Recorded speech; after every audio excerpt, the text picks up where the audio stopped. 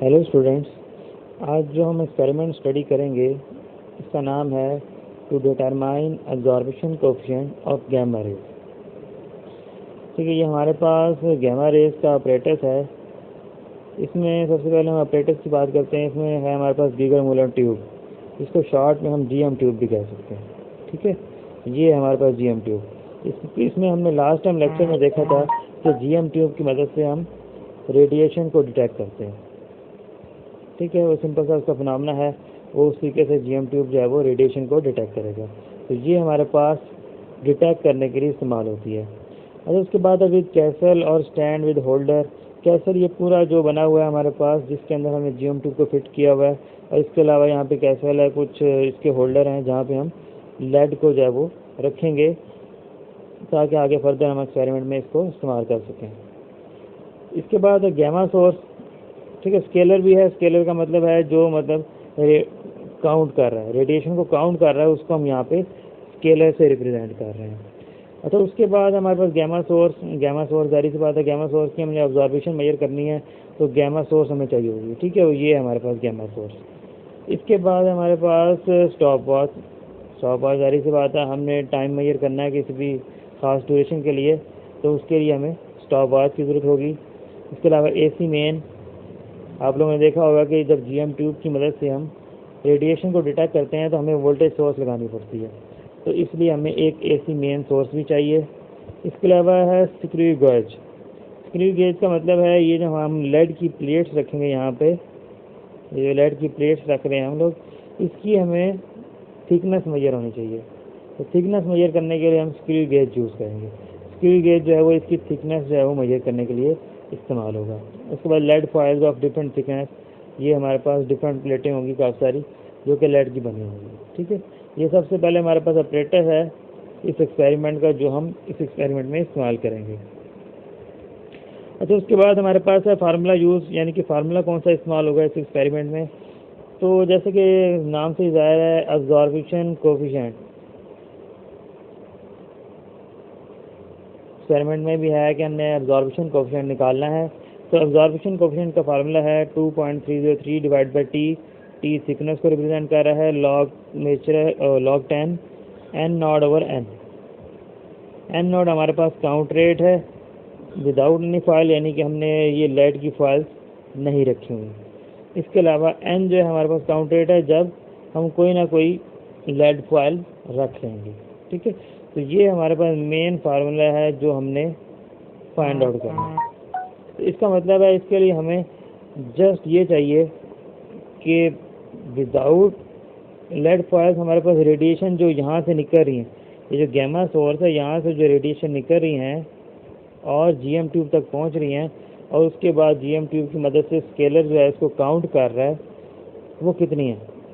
इसके बाद फिर हम क्या करेंगे, ये लेड फॉइल्स रखेंगे और फिर देखेंगे कि रेडिएशन जो है वो लेड ने कितनी एब्जॉर्ब की हैं और बाकी कितनी आगे गई हैं। उसकी मदद से दोनों चीज़ें हम यहाँ पुट करेंगे और हम एब्जॉर्प्शन कोएफिशिएंट निकाल लेंगे।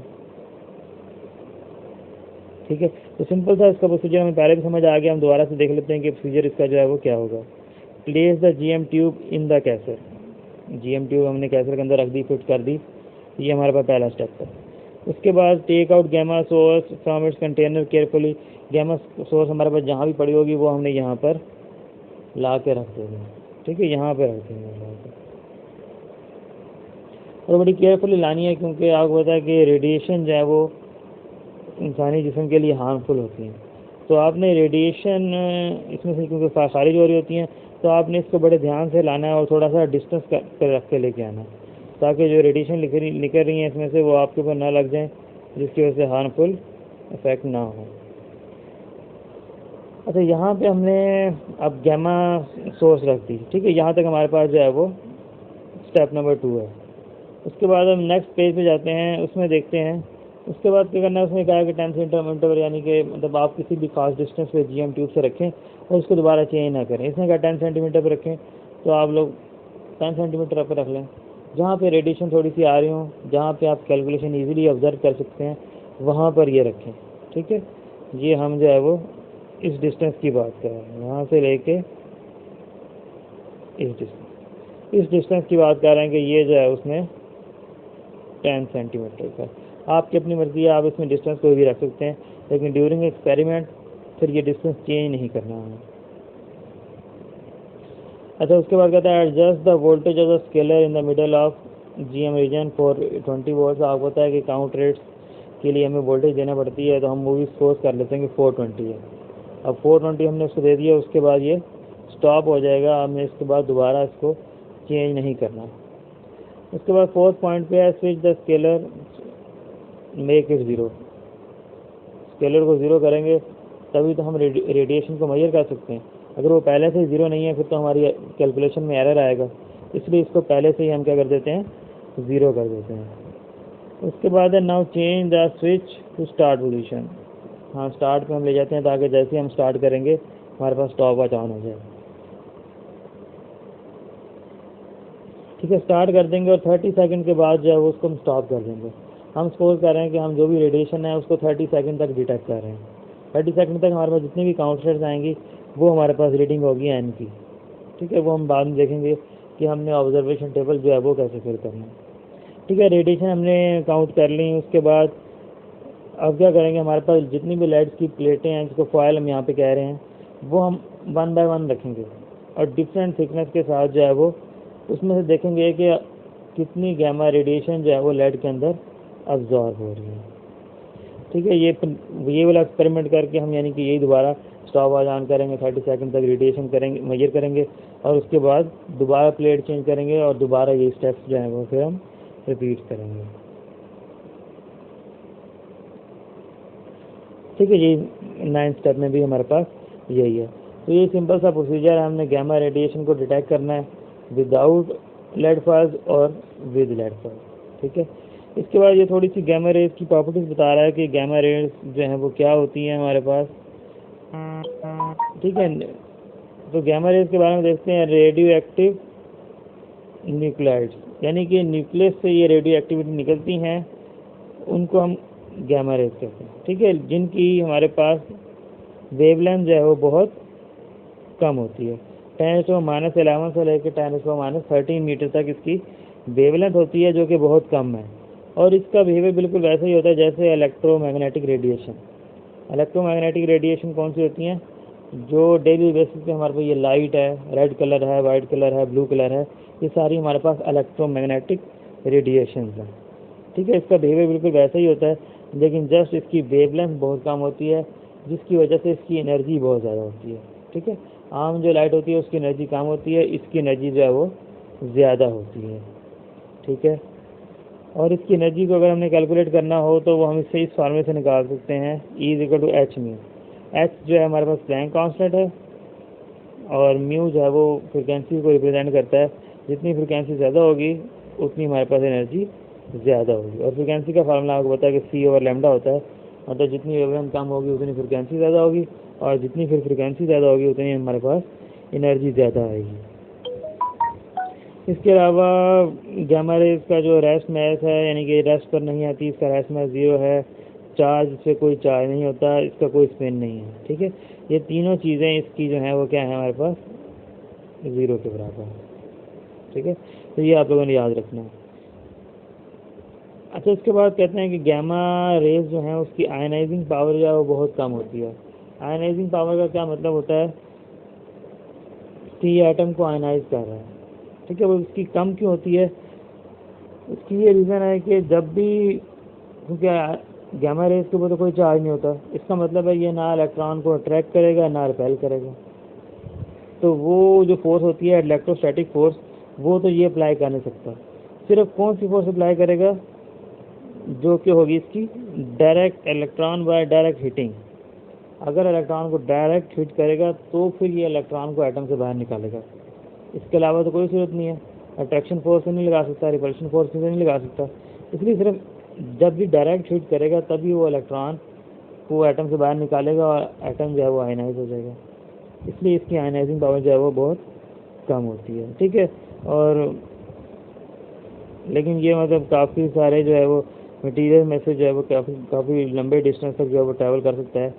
लेड से भी जो है वो ऑब्जॉर्व कर जाता है। बाकी काफ़ी सारे मटेरियल हैं जिसमें एल्यूमिनियम है, पेपर है, उसमें से ये पास ही कर जाता है, उसमें ऑब्जॉर्व नहीं करता।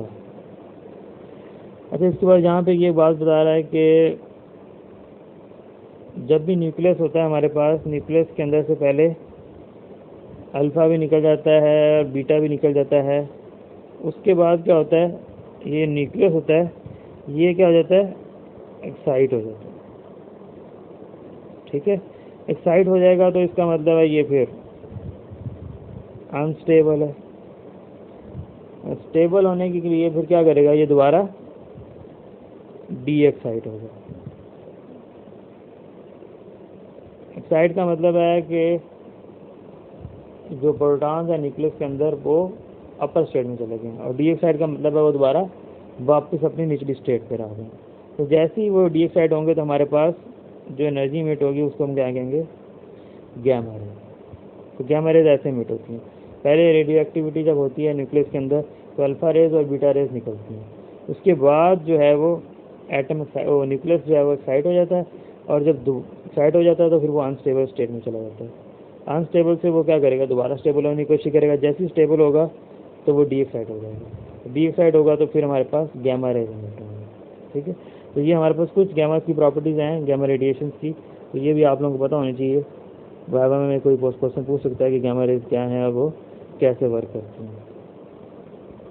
अच्छा, उसके बाद जो है वो हम यहाँ पे थोड़ा सा देख लेते हैं कि ऑब्जर्वेशन क्या है हमारे पास। ऑब्जर्वेशन में सबसे पहले लीस्ट काउंट के बारे में आपको पता है कि भाई स्मॉल मेजरमेंट जो है स्क्रीव गेज की, उसको हम लीस्ट काउंट कहते हैं। उसके बाद ज़ीरो एरर, यानी कि अगर वो स्टार्ट में स्क्रीव गेज में कोई एरर है तो वो हम यहाँ पुट करेंगे। ठीक है, ये सारी चीज़ें आपको पहले से पता है। वोल्टेज के बारे में पता है कि वोल्टेज आपने देनी है। Number of counts without any file, without any file जो है वो 1 2 3 दफ़ा, 2 दफ़ा आप कर लें, उसको मीन ले लें और एन नॉट निकाल लें। आपको पता होगा जब भी हमने एक्सपेरिमेंट स्टार्ट किया था मैंने कहा था कि आप लोग जो है पहले एन नॉट निकालेंगे जो कि है विदाउट एनी फाइल। तो विदाउट एनी फाइल जो भी रीडिंग आ रही है वो आप यहाँ पे फाइंड आउट करके लिख देंगे। उसके बाद ऑब्जर्वेशन टेबल है, बिल्कुल सिंपल सा। आपने टी थिकनेस 1.84 की पहले एक प्लेट रखी है लेड की, उसके अंदर से रेडिएशन पास होती हुई जो है वो GM2 तक जा रही हैं और आगे काउंट हो रही हैं। तो पहले एक दो 30 सेकंड के लिए की, फिर दोबारा 30 सेकंड के लिए की, फिर उनका मीन लिया और 30 से डिवाइड कर दी, वो 30 सेकंड के लिए ली थी। हम 1 सेकंड का रेफरेंस पॉइंट बना रहे हैं। एन नॉट जो विदाउट थी, एन से डिवाइड कर दी तो हमारे पास ये वाला कॉलम आता जाएगा। ठीक है, कैलकुलेशन लेती जानी है और यहाँ पे लिखते जाना है। लेकिन हमें क्योंकि एब्जॉर्प्शन कोफिशिएंट निकालना है तो फिर हम सारी कैलकुलेशन का उसके बाद एब्जॉर्प्शन कोफिशिएंट जिसको म्यू से रिप्रेजेंट कर रहे हैं वो हम निकालेंगे। ये इसका फार्मूला है, एन नॉट और एन की वैल्यू पुट करें और टी जो थिकनेस है, तीनों चीज़ें पुट करें, वो आपको आंसर आता जाएगा। इसी तरह जितनी रीडिंग लेंगे हर कैलकुलेशन की जो है वो आपने एब्जॉर्प्शन कोफिशिएंट निकालना। ठीक है, सबका निकाल लेंगे, सबका निकालते जाएंगे। उसके बाद अप्रॉक्सीमेटली मीन निकाल लें तो आपके पास यहाँ पे मीन वैल्यू आ जाएगी एब्जॉर्प्शन कोफिशिएंट की, जो कि हमारे पास इस एक्सपेरिमेंट का बेसिक जो है वो टास्क था। ये हमारे पास जो कैलकुलेशन आएंगे ये हमारे पास थ्योरी से आएंगे, ना तो हमने फार्मूला यूज़ किया और उससे कैलकुलेशन निकालनी। उसके बाद हमारे पास ग्राफ हम ड्रा करेंगे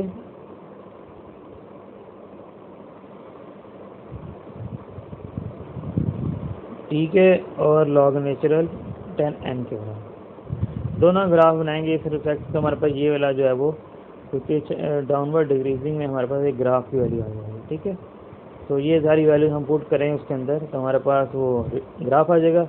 या हम डायरेक्ट tan थीटा निकालें तो वो भी हमारे पास ग्राफ का स्लोप होता है, वो भी हम डायरेक्ट आंसर उससे स्लोप से निकाल सकते हैं। दोनों से हम आंसर निकालेंगे और देखेंगे कि कितना हमारे पास आंसर में डिफरेंस आ रहा है। दोनों से सेम आना चाहिए, लेकिन हम दोनों से निकाल लेंगे और रिजल्ट हमारे पास यही होगा कि absorption coefficient of beta particles in aluminium नहीं किया हमने किया इसके साथ, लेड के साथ,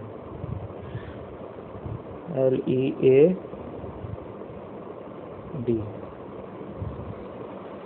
ठीक है, ये हमने क्या किया है, इसको मैं दोबारा लिख देता हूँ, ये क्या लिखा गया है।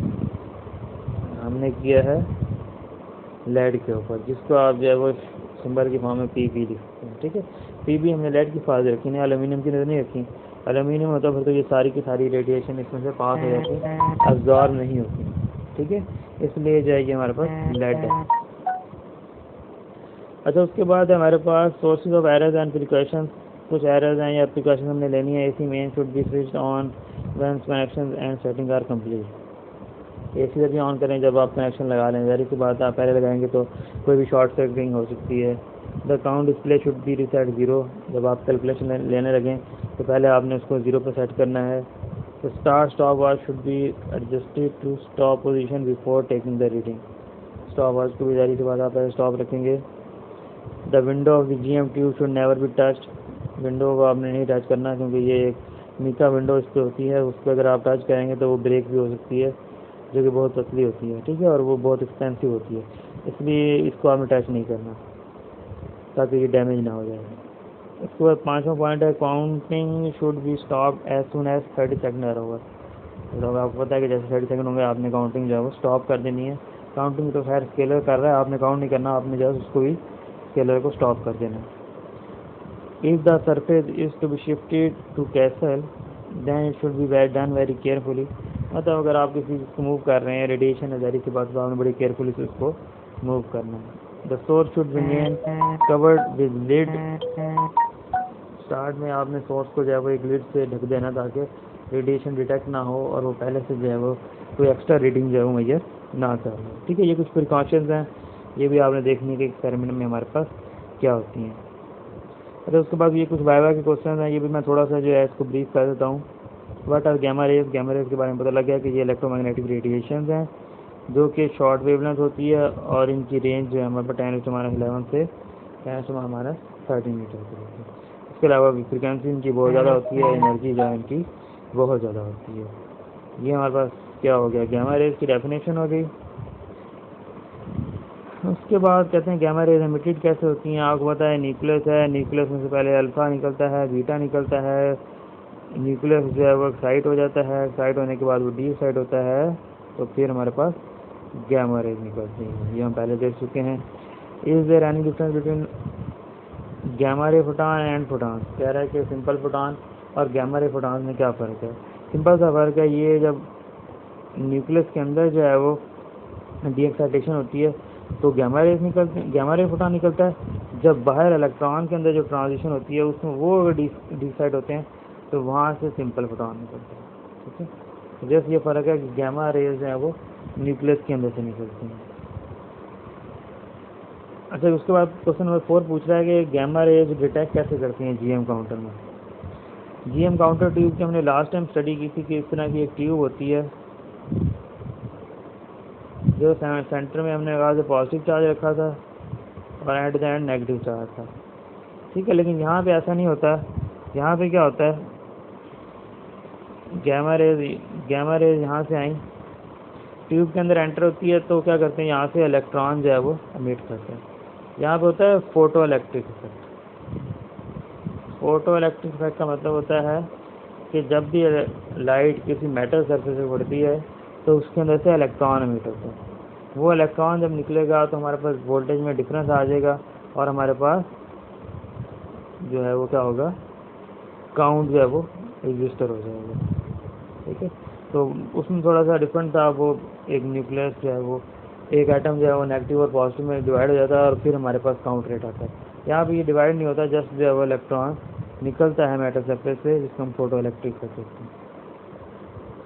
उसके बाद कहता है कि लेड हम इसमें क्यों यूज़ करते हैं। आपको मैंने पहले ही बताया कि लेड इसलिए यूज़ करते हैं क्योंकि लेड में ये अब्जॉर्ब हो जाती है कुछ ना कुछ, जिसकी वजह से हमारे पास रेडिएशन में थोड़ा सा फ़र्क आता है। अगर कोई और प्लेट लें, एल्यूमिनियम ले लें, उसमें तो सारी की सारी पास हो जाएगी, तो हमारे पास एक्सपेरिमेंट करने का मकसद ही ख़त्म हो जाएगा। अच्छा, उसके बाद क्या है, लेड ही क्यों अब्जॉर्ब करता है, क्योंकि इसकी डेंसिटी बहुत ज़्यादा है तो वो अब्जॉर्ब कर लेता है। बाकी की डेंसिटी कम है, इसकी जो डेंसिटी है वो 82 इलेक्ट्रॉन्स पर एटम जो है वो डेंसिटी है। इस वजह से ये बेस्ट अब्जॉर्बर है गैमा रेज के लिए, ठीक है।